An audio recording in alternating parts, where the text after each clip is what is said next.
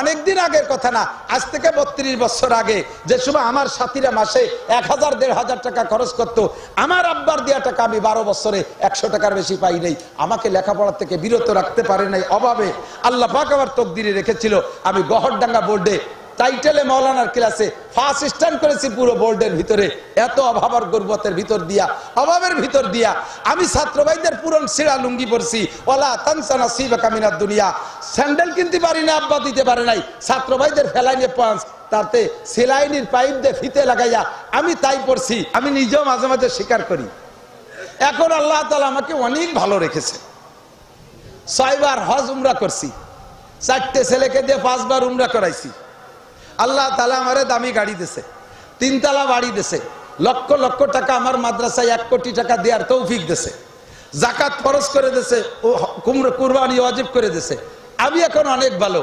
আমার জীবনে একখান বাইসাইকেল কিনে ছাত্র বয়সে লজিং ছিল 3 মাইল দূরে, নদী পার হইয়া এ জায়গা গেছি, এক ব্যাগ ভরে কিতাব ঘাড়ে নিয়ে, টিফিনকারী ছাতা হাতে নিয়ে। জিন্দেগিতে একটা ক্লাস কামাই করি নাই, একখান বাইসাইকেল কিনে দেওয়ার তৌফিক আমার আব্বাই হয় নাই। আমি ইমামতি করছি, 250 টাকা বেতনটা পাইয়া আব্বা আমার জন্য পাঠাই দিছি। আব্বা প্যারালাইসিস রুগী, মা দীর্ঘদিনের রুগী, বিছানে পড়া, ঘরের চালে ছাউনি নাই, ভাইগুলো সব মাদ্রাসায় পড়ি। তার ভিতরে এভাবে আমি ইমামতি করে পড়ি। এত অভাবের মধ্যে কাটাইছি, কোনোদিন একটা সাইকেল কিনতে সুযোগ পাই নাই। এই বছর নিয়ত করছি একখান ফরিক সাইকেল পালি কিনবো এবং তা চালাবো। এখন 50 লাখ টাকার গাড়ি চালাই, কিন্তু বাইসাইকেল কিনতে পারি নাই। এখনো বাড়ি থাকলে ঘাস কাটি, এখনো আমি গাভী পালি। এই কিস্সাগুলো উম্মতের কাছে বলি, ছাত্রদের বলি। আমার আব্বা আমার 12 বছর পড়ার ভিতরে যা টাকা দিয়েছে, সম্পূর্ণ টাকা জমা করলে 100 টাকার বেশি হবে না। অনেকদিন আগের কথা না, আজ থেকে 32 বছর আগে যে সময় আমার সাথীরা মাসে 1000-1500 টাকা খরচ করতো, আমার আব্বার দেওয়া টাকা আমি 12 বছরে 100 টাকার বেশি পাই নাই। আমাকে লেখাপড়া থেকে বিরত রাখতে পারে নাই অভাবে। আল্লাহ পাক আমার তকদিরে রেখেছিল আমি গহরডাঙ্গা বোর্ডে টাইটেলে মৌলানার ক্লাসে ফার্স্ট স্ট্যান্ড করেছি পুরো বোর্ডের ভিতরে। এত অভাব আর গর্বতের ভিতর দিয়া, অভাবের ভিতর দিয়া আমি ছাত্র ভাইদের পুরন ছিঁড়া লুঙ্গি পরছি। ওয়ালা তানসা নাসিবাকা মিনাদ দুনিয়া। স্যান্ডেল কিনতে পারি না, আব্বা দিতে পারে নাই। ছাত্র ভাইদের ফেলাইনে পাঁচ, তাতে সেলাইনির পাইপ দিয়ে ফিতে লাগাইয়া আমি তাই পড়ছি। সুবহানাল্লাহ। আপনি বলবেন এখনই আপনার জান্নাতের মধ্যে একটা ফলদার গাছ লাগানো হয়ে যাবে। আর একটা লাগানো হয়ে গেছে, এটা হয়ে গেছে, দেরি হচ্ছে না, খালি লাগাতে হতেই তাহলে সকালে কয়ে নেন সুবহানাল্লাহ। বিলালের খড়মের আওয়াজ, বলেন সুবহানাল্লাহ। হুজুর দাঁড়িয়ে গেছে, আজা বিলাল কাবলা মজিবিল জান্নাহ। বিলালকে আমার আগেই বেচতে চলে আসছে জিবরাইল। তো জিবরাইল বলে লা হুয়া ইয়ামশি ফিদ দুনিয়া অতুসমা সাউতু বিল জান্নাহ। আপনার বিলাল জমিনে হাঁটতেছে, সেই খড়মের আওয়াজ জান্নাতের মধ্যে শুনতেছেন। হুজুরে কাইফা ইমকিনু হাদা, এটা কি করে সম্ভব? মাল ফারকু বাইনা দুনিয়া ওয়াল জান্নাহ, দুনিয়ার জান্নাতের মধ্যে কত দূরত্ব। এমসি ফিদ দুনিয়া তুসমা সাউতু বিল জান্নাহ, হাটে দুনিয়ায়, জান্নাতের মধ্যে খড়মের আওয়াজ, এটা কি করে সম্ভব? হযরত জিবরিল হুজুরকে বললেন সাতাসমা বাদু, এখন সফরের কাজ সারি, এ বিষয়ে বর্ণনা দেব পরে। হুজুর জান্নাতের সফর সাইরা দুনিয়ায় আইসা ফজরের বাদে সাহাবায়ে কেরামদেরকে সামনে করে মেরাজের এই আজীব ঘটনা শোনাচ্ছে। এ ভাই, আশ্চর্য ঘটনা কিনা কথা বলেন। নবী বাইতুল মুকাদ্দাস গেলেন রাতারাত, সেখান থেকে 7 আসমান পার হইলেন, সেখান থেকে বাইতুল মামুর গেলেন, সেখান থেকে সিদরাতুল মুনতাহা গেলেন, সেখান থেকে আরশে আজিমে গেলেন। এভাবে জান্নাত জাহান্নাম সব দেখলেন। এই ঘটনা সচক্ষে দেখলেন। এ কথাটা আশ্চর্যের বিষয় কিনা? সাহাবায়ে কেরাম শুনতেছে আর চোখ বড় হয়ে রয়েছে। আর যাদের বিশ্বাস করার দরকার তারা বিশ্বাস করে করে কাঁদতেছে, আর যাদের হাসার দরকার তারা হাসিয়ে যাচ্ছে। এর মধ্যে বিলাল একটু দূরে বসা, হাফসি গোলাম তো, মোটা সোটা, গায়ে গন্ধ, একটু দূরে বসা। নজর পড়ার সাথে সাথে হুজুর বলেন তাআল্লা দাইয়া, কাছে আসো। ডাইকে কোলের মধ্যে বসাইছে, বুকের সাথে জড়াই ধরছে। সব সাহাবা চেয়ে রয়েছে, তাকায় রয়েছে। আল্লাহ, কত সুন্দর সুন্দর সাহাবা, কেউ রে জড়াই ধরলো না, বিলাল রে জড়াই ধরলো। গালে মুখে কপালে 3টে চুমো খাইয়ে কয় আইয়া আমালিন তা আমালু, বিলাল তুমি কি আমল করো? বিলাল কা হুজুর, এত সাহাবার ভিতরে কেউ রে কথা জিজ্ঞেস করলেন না, আমাকে জিজ্ঞেস করলেন কি আমল করি। কেন হুজুর জিজ্ঞেস করলেন কেন? সবাই যা করে আমিও তো তাই করি। হুজুর বলেন বিলাল, সামি তো খুফুকা না লাইক ফিল জান্নাহ, জান্নাতের ভিতরে আমি আর কাহারও খড়মের আওয়াজ শুনি নাই, তোমার খড়মের আওয়াজ আমি জান্নাতের মধ্যে শুনে আসছি। বিলালের খড়মের আওয়াজ জান্নাতের মধ্যে হবে, আর বিলাল জাহান্নামী হবে? বিলালও কোন জায়গা? জান্নাতি। কাজেই তুমি জান্নাতি। শুনে বিলাল এবার বুকার মতো বুবাই বুবাই কাঁদতেছে। হুজুর আমি হাবশি গোলাম, আমার 14 পুরুষদের গোলাম, আমার গায়ে কোনো রং নাই, আমার কোনো জায়গা জমি নাই, আমার কোনো পদমর্যাদা নাই, আপনি এত মানুষের ভিতরে আমার খলমের জান্নাতের মধ্যে শুনছেন, এত বড় সুসংবাদ, এ তো মেনে নেওয়াও কঠিন, সহ্য করাও কঠিন। কথা বলেন ঠিক ঠিক না? বাজারের মধ্যে যারা বিক্রি করে বেড়ায় ফকিররা একে 5 টাকা 10 টাকা 5 টাকা 10 টাকা এরমই তো সবাই দেয়। কোন বড় লোক যদি তারে 1 কোটি টাকা দেয় যে তোর বিক্রি বেড়ার লাগবে না বেটা, এটা আনিয়ে বাড়ি নিয়ে ধুয়ে মুছে খাই গিয়ে যা, 1 কোটি টাকা বস্তা ভরে যদি ও রাতে দেয়, ও টাকা নিয়ে বাড়ি আসতে পারবে না, ও একটা চিৎকার বেড়ে স্টক করে পড়ে জায়গায় মরে যাবে। ওরে আল্লাহ এত টাকা দিয়ে কি করবো? ওর কলিজা আলো 5 টাকা 10 টাকার, ওর তো 1 কোটি টাকার কলিজা আল্লাহ দেয়নি ওরে, ও টাকা সহ্য করতে পারবে না। বিলাল হাবশি গোলাম, এই সুসংবাদ ওমর সহ্য করতে পারে, আবু বকর পারে, উসমান পারে, আলী পারে, তলহা পারে, জুবায়ের পারে, ইরা পারে, হযরত বিলাল তো হাবশি গোলাম, ওনার সে হাড় না, পাগলের মতো কাঁদতেছে। হুজুর সত্যি শুনছেন? আল্লাহে সামিতু, আল্লাহর কসম আমি শুনছি। বলো তুমি কি আমল করো? ও নিশ্চয় কোনো খাস আমলের বদৌলতে ঘটছে। খানিক চিন্তা করে হুজুর সবাই যা করে আমিও তো তাই করি, একটা কাজ একটু বেশি করি বলে মনে হয়, সেটা হলো যখনই অজু বানাই হারাম ওক্ত আর মাকরু ওক্ত না হইলে 3 টাইমে নামাজ পড়া হারাম, 2 টাইমই পড়া মাকরু। নফল নামাজ 3 টাইমই পড়া হারাম আর 2 টাইমই পড়া মাকরু। 3 টাইম তো বোঝেন, বেলা উঠার সময়, ডুবার সময়, ঠিক দুপুর, 3 টাইমই পড়া হারাম আর 2 টাইমই পড়া মাকরু। একটা হলো আসরের নামাজ পড়া হয়ে গেলে মাগরিবের আগে কোনো নফল নামাজ পড়া যাবে না। আর একটা হলো শোবে সাদেক হওয়ার পরে আজান দিক আর না দিক, ফজরের রক্ত আসার থেকে নিয়ে বেলা উঠার আগ পর্যন্ত কোনো নফল চলবে না, তাহিয়াতুল ওযুও না, তাহিয়াতুল মসজিদও না। এই 5 টাইম বাদে যখনই অজু বানাই তখনই 2 রাকাত অজু তাহিয়াতুল ওযু আমি পড়ি। সাথে সাথে জিবরাইল মাথায় হাত দিয়ে বলে সাদাকা বিলাল হাজা ইয়া রাসূলুল্লাহ, আপনার বিলাল সত্য কথা বলেছে। বিলাল যখন ওযু বানাইয়া ওই জায়নামাজ কি ওযুর স্থান থেকে জায়নামাজ পর্যন্ত হেঁটে যায়, যেই পথটুক সে জমিনের উপর দিয়ে হাঁটে, আমরা জান্নাতের ভিতরে ওই পথটুক তার খলমের আওয়াজ শুনতে পাই। আদমিয়াত লা মুশামো পোস্তেনিস, আদমিয়াত লা মুশামো পোস্তেনিস, আদমিয়ত জুজরি যায় দোস্তেনিস, গরবা সুরত আদমি ইনসাবুদে, আহমদ আবু জাহলে হামেক সাবুদে। হে আমার প্রাণ প্রিয় মধুকালী ফরিদপুরের যুবক, চেহারার নাম মানুষ না, স্বাস্থ্যের নাম মানুষ না, বড় বংশের ছেলে হওয়ার নাম মানুষ না, শিল্পপতি কোটিপতি নেতার সন্তান হওয়ার নাম মানুষ না, আইএ বিএমএ বিসিএস পাস করার নাম মানুষ না। মানুষ হলো যার মধ্যে মানবতা আছে, সেইটা মানুষ। কথা বলেন ঠিক ঠিক না? মানবতা আলাদা জিনিস, এটা শিক্ষার মাধ্যমে সবসময় আসে না। বড় বড় ডাক্তার ইঞ্জিনিয়ারদেরকে দেখেছি, বড় বড় অফিসারকে দেখেছি, পশুর চাইতে স্বভাব খারাপ। কতক্ষণ ঠিক ঠিক না? পশুর চাইতে স্বভাব খারাপ, শিক্ষায় তারে মানুষ বানাইতে পারে নাই। মানবতা আলাদা জিনিস, এই মানবতা শিখতে হলে দুনিয়ার কোন কোর্সের মধ্যে নাই, মানবতা আছে একমাত্র কোরআন আর হাদিসের শিক্ষা কোর্সের মধ্যে। নবী পাক বলেন 3 কালা লক্ষ ধলার চাইতে ভালো 1 কালা বিলাল, আর 1 কালা মাহাজা, আর 1 কালা লুকমানে হাকিম। লুকমানে হাকিম লাখখানিক মানুষ নিয়ে একদিন স্টেজে বসে বয়ান করে, লক্ষ লক্ষ মানুষ। আল্লাহ তার জবানের মধ্যে কারামতি দিয়েছিলেন, মাইক লাগতো না, সাউন্ড বক্স লাগতো না, লক্ষ মানুষ যদি বসতো, শুরু মানুষটা যেমন শুনতো তার মুখের আওয়াজ, শেষের মানুষটা ওইভাবে শুনতেন। একবার বলেন সুবহানাল্লাহ।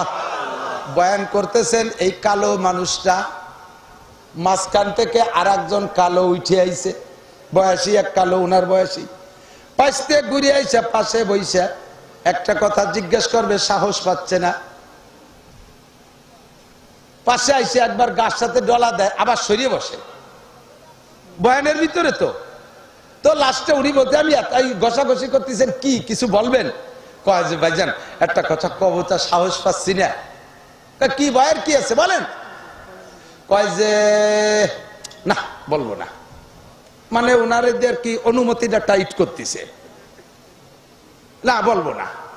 কয় না বলেন। কয় যে আপনি কি সেই লুকমান, যে লুকমান আর আমি একসাথে অমুক মালিকের বাড়ির গোলাম ছিলাম আর এই ছাগল রেখে বেড়াতাম? আপনি কি সেই লুকমান? পিছনে যা হয়ে গেছে, বড় হয়ে গেলে অনেকেই সেই কথা মনে রাখে না। কথা কন না কে? মধুখালীর বাজারে বহুত ব্যবসা বাণিজ্য, বড় বড় ব্যবসায়ী আছে, থাকতে পারে, আমি জানি না, টুও বলতেছি আর কি, আমাদের এলাকার আন্দাজে বলি।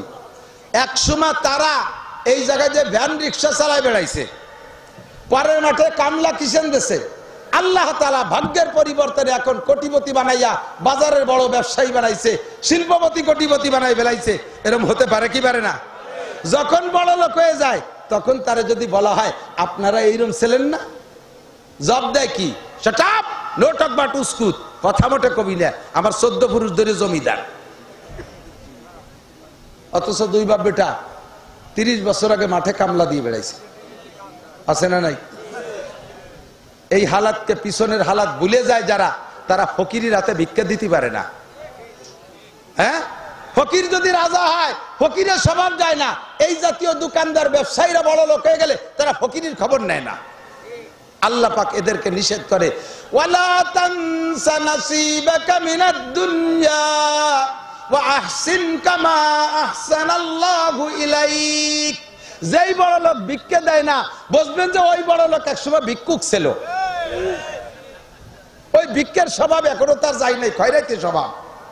লুকমানে হাকিম বলে, বাবা কোন লজ্জা শরমের কিছু না, আমি সেই লুকমান। আপনার নাম কি? আমার নাম, আরে দোস্ত একসাথে কত ছাগল চড়াই বেড়াইছে, আমি আর তুমি তো সেই লুকমান, আমি সেই লুকমান। আল্লাহ আমারে নিষেধ করছে পিছনের কথা ভুলে যাইতে, আল্লাহ আমাকে নিষেধ করছে। আমি নিজেও মাঝে মাঝে স্বীকার করি। এখন আল্লাহ তাআলা আমাকে অনেক ভালো রেখেছে। 6 বার হজ উমরা করছি, 4টে ছেলেকে দিয়ে 5 বার উমরা করাইছি। আল্লাহ তাআলা আমারে দামি গাড়ি দিছে, 3 তলা বাড়ি দিছে, লক্ষ লক্ষ টাকা আমার মাদ্রাসায় 1 কোটি টাকা দেওয়ার তৌফিক দিছে, জাকাত ফরজ করে দিছে, ও কুরবানি ওয়াজিব করে দিছে। আমি এখন অনেক ভালো।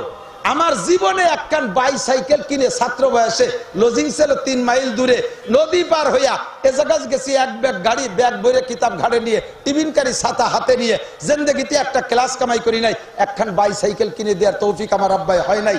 আমি ইমামতি করছি, 250 টাকা বেতন, বেতনটা পাইয়া আব্বা আমার জন্য পাঠাই দিছি।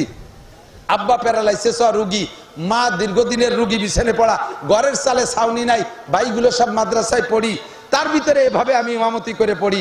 এত অভাবের মধ্যে কাটাইছি, কোনোদিন একটা সাইকেল কিনতে সুযোগ পাই নাই। এই বছর নিয়ত করছি একটা ফরিক সাইকেল পালি কিনবো এবং তা চালাবো। এখন 50 লাখ টাকার গাড়ি চালাই, কিন্তু বাইসাইকেল কিনতে পারি নাই। এখনো বাড়ি থাকলে ঘাস কাটি, এখনো আমি গাভী পালি। এই কিস্সাগুলো উম্মতের কাছে বলি, ছাত্রদের বলি। আমার আব্বা আমার 12 বছর পড়ার ভিতরে যা টাকা দিয়েছে, সম্পূর্ণ টাকা জমা করলে 100 টাকার বেশি হবে না। অনেকদিন আগের কথা না, আজ থেকে 32 বছর আগে, যে সময় আমার সাথীরা মাসে 1000-1500 টাকা খরচ করতো, আমার আব্বার দেওয়া টাকা আমি 12 বছরে 100 টাকার বেশি পাই নাই। আমাকে লেখাপড়া থেকে বিরত রাখতে পারে নাই অভাবে। আল্লাহ পাক আমার তকদিরে রেখেছিল, আমি গহরডাঙ্গা বোর্ডে টাইটেলে মৌলানার ক্লাসে ফার্স্ট স্ট্যান্ড করেছি পুরো বোর্ডের ভিতরে। এত অভাব আর গর্বতের ভিতর দিয়া, অভাবের ভিতর দিয়া আমি ছাত্র ভাইদের পুরন সিরা লুঙ্গি পরছি। ওয়ালা তানসা নাসিবাকা মিনাদ দুনিয়া। স্যান্ডেল কিনতে পারি না, আব্বা দিতে পারে নাই। ছাত্র ভাইদের ফেলাইনে পাঁচ, তাতে সেলাইনির পাইপ দিয়ে ফিতে লাগাইয়া আমি তাই পড়ছি। আমি এভাবে লেখাপড়া করেছি। ওয়ালা তানসা নাসিবাকা মিনাদ দুনিয়া। লুকমানে হাকিম বলে, ও ভাই আমার লজ্জার কিছু না, আমি সেই লুকমান যেই লুকমান তোমার সাথে ছাগল চড়াইতাম। ভাইজান, তাহলে আপনার এই ছাগলের রাখালের থেকে এই মানুষের রাখাল হওয়ার সুযোগ দিল, এই যোগ্যতা কোথায় পাইলেন? এখন মানুষের রাখাল না, মানুষকে ওয়াজ করে।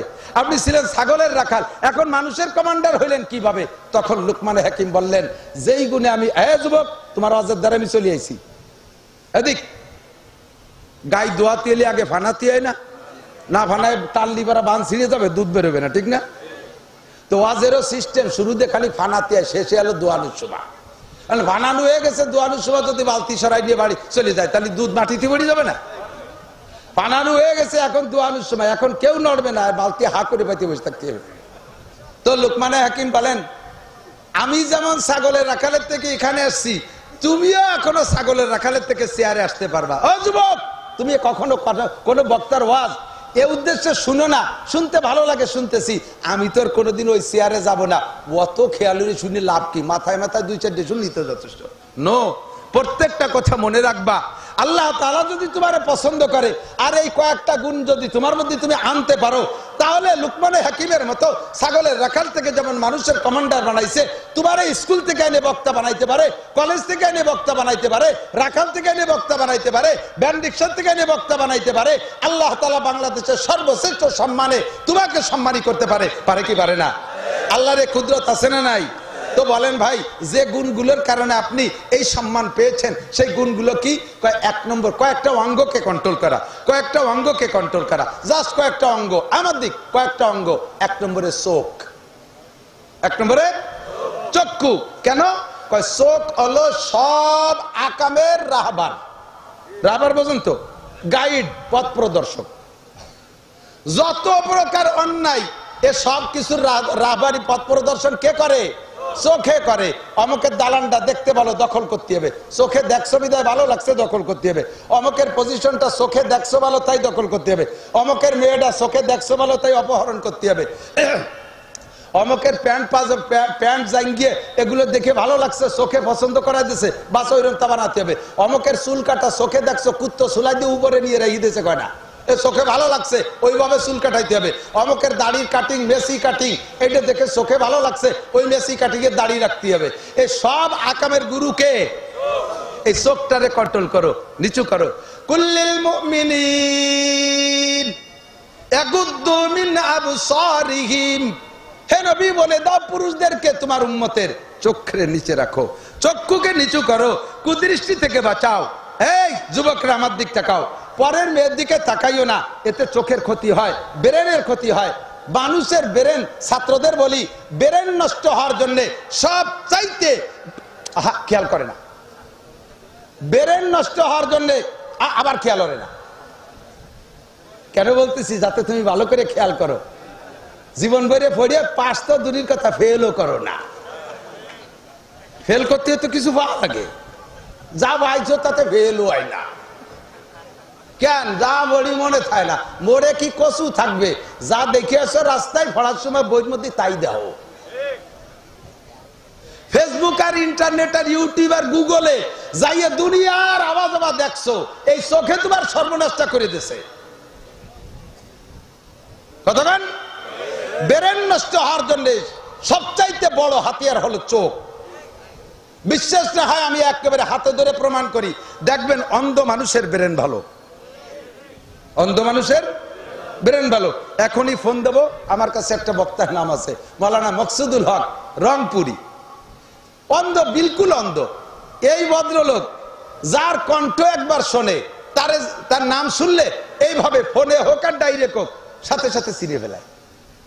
যত মোবাইল নাম্বার, একটাও তার মোবাইলে তো সেভ করলে তো সে চোখ দিয়ে দেখবে না, সমস্ত হাজার হাজার মানুষের মোবাইল নাম্বার তার মুখস্থ।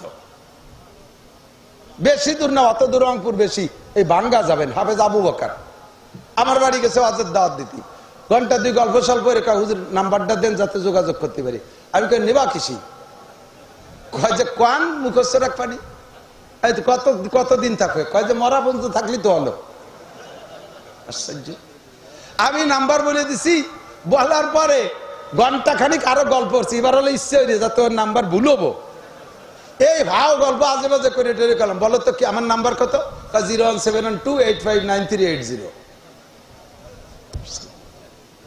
আমারই দুটো সিম আছে, একটা মুখস্থ আছে আর একটা আমার মুখস্থ নাই। চোখে ব্রেনকে ধ্বংস করে দেয়।